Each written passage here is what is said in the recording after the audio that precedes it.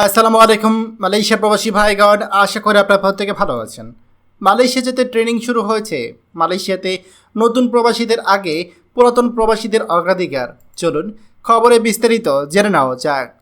প্রিয় মালয়েশিয়া প্রবাসী ভাইগণ, আপনারা ইতিমধ্যেই হয়তো জানেন যে বাংলাদেশ সরকারের সাথে মালয়েশিয়া সরকারের চুক্তি হয়েছে এবং সেই চুক্তি অনুসারে গতবার মালয়েশিয়ায় কলিং ভিসা হওয়া সত্ত্বেও নির্দিষ্ট বিমান টিকিট না থাকা এবং নির্দিষ্ট সময়ের মধ্যে মালয়েশিয়া প্রবেশ করতে না পারার কারণে যে 18,000 বাংলাদেশি শ্রমিক বাংলাদেশে আটকা পড়েছিল মালয়েশিয়া ভিসা নিয়েও, তাদেরকে পুনরায় মালয়েশিয়া যাওয়ার জন্য সুযোগ দেওয়া হচ্ছে এবং এর জন্য তারা বাংলাদেশে এখন ট্রেনিং করবে। 18,000 যে কর্মী নিবে মালয়েশিয়া সরকার, তাদের মধ্যে প্রাথমিকভাবে 7,859 জন কর্মীর আপনার ট্রেনিং শুরু হচ্ছে ঢাকাতে।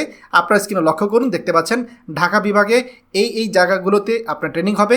এরপর চট্টগ্রাম বিভাগে এই জায়গাগুলোতে আপনার হচ্ছে ট্রেনিং করানো হবে। ট্রেনিং করানোর পর এই লোকগুলো তারা হচ্ছে মালয়েশিয়াতে যেতে পারবে। এরা কিন্তু পুরাতন প্রবাসী।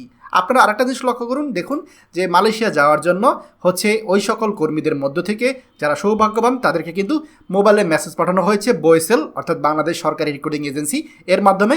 এবং যারা মেসেজ পেয়েছে তারাই কিন্তু হচ্ছে এই জায়গাগুলো ট্রেনিং সেন্টারে গিয়ে তারা হচ্ছে আপনার ট্রেনিং করে খুব শীঘ্রই তারা মালয়েশিয়া চলে যাবে। ধারণা করা হচ্ছে সেপ্টেম্বর মাসের ভিতরেই তারা মালয়েশিয়া যেয়ে পৌঁছাবে। এখন এটা গেল পুরাতন প্রবাসী, অর্থাৎ গতবার যারা ভিসা পেয়েছিল কিন্তু যেতে পারেনি, এই সকল প্রবাসীদের হচ্ছে একটা ব্যবস্থা হয়ে যাচ্ছে বা সমাধান হয়ে যাচ্ছে। কিন্তু যারা নতুন করে মালয়েশিয়া যেতে চায় তাদের কি হবে? আমরা তো আসলে বেশিরভাগই হচ্ছে নতুন প্রবাসী যারা মালয়েশিয়া যেতে চাই, তাদের কলিং ভিসার কোনো খবর আছে কিনা? না, এখন পর্যন্ত অফিসিয়াল খবর নেই। তবে আনঅফিসিয়াল সুখবর হচ্ছে যে খুব শীঘ্রই এই বছরের ভিতরেই মালয়েশিয়ার কলিং ভিসার হচ্ছে অফিসিয়াল ঘোষণা আসতে পারে। এই কথাটা আসলে কেন বলছি এবং এই কথার পেছনে কী কী যুক্তি রয়েছে সেটা আপনারা লক্ষ্য করুন। দেখুন, মালয়েশিয়া সরকার কিন্তু নতুন করে কর্মী আপনার তখনই নেবে যখন হচ্ছে পুরাতন কর্মী তাদেরকে মালয়েশিয়াতে নেওয়া শেষ হবে। এটা মালয়েশিয়া সরকারের একটা দায়িত্ব যে গতবার কর্মীদের ভিসা হয়েছিল তারপরেও তারা আসতে পারেনি। মানবিক দিক বিবেচনা করেন বা যে কোনো দিক বিবেচনা করেন, এটা কিন্তু তাদের একটা রেসপন্সিবিলিটি, সেটা তারা এখন পূরণ করছে। এরপরে যখন তারা এই লোকগুলো নেওয়া শেষ হয়ে যাবে বা শুরু হয়ে যাবে, তারপরেই বলতে পারেন মালয়েশিয়া সরকার তারা নতুন কর্মী নেওয়ার জন্য সকল প্রক্রিয়া শুরু করবে। বা এর মধ্যেই দেখবেন রিক্রুটিং এজেন্সি কিন্তু তারা সব কিছু রেডি করে ফেলছে। এখন আমি আপনাদেরকে একটা সহজ ভাষায় বোঝাই। মালয়েশিয়া সরকার কর্মী দিবে। এখন কর্মী নেওয়ার আগে তারা একদিকে যেমন পুরাতন কর্মী নিয়ে এই পাইপলাইনটা সুন্দরভাবে রেডি করে ফেললো, যেমন মেডিকেল করাতে হবে সে মেডিকেল সেন্টারও ঠিক করে ফেললো, এরপর সরকারি রিক্রুটিং এজেন্সি ঠিক করে ফেললো।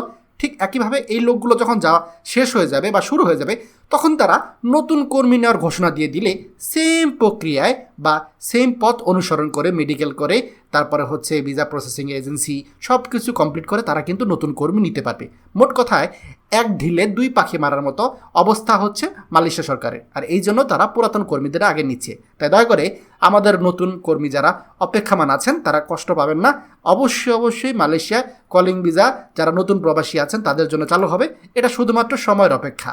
দয়া করে ভিডিওটি আমাদের সকল প্রবাসী ভাইদের সাথে শেয়ার করুন। আর আপনি যদি আমাদের এই চ্যানেল তো হয়ে থাকেন, অবশ্যই আমাদের চ্যানেলটিকে সাবস্ক্রাইব করুন মালয়েশিয়া সকল গুরুত্বপূর্ণ খবরাখবর সবার আগে পাওয়ার জন্য। ধন্যবাদ সবাইকে। আমাদের সকল ভিডিও আপডেট সবার আগে পেতে আমাদের চ্যানেলটিকে সাবস্ক্রাইব করুন।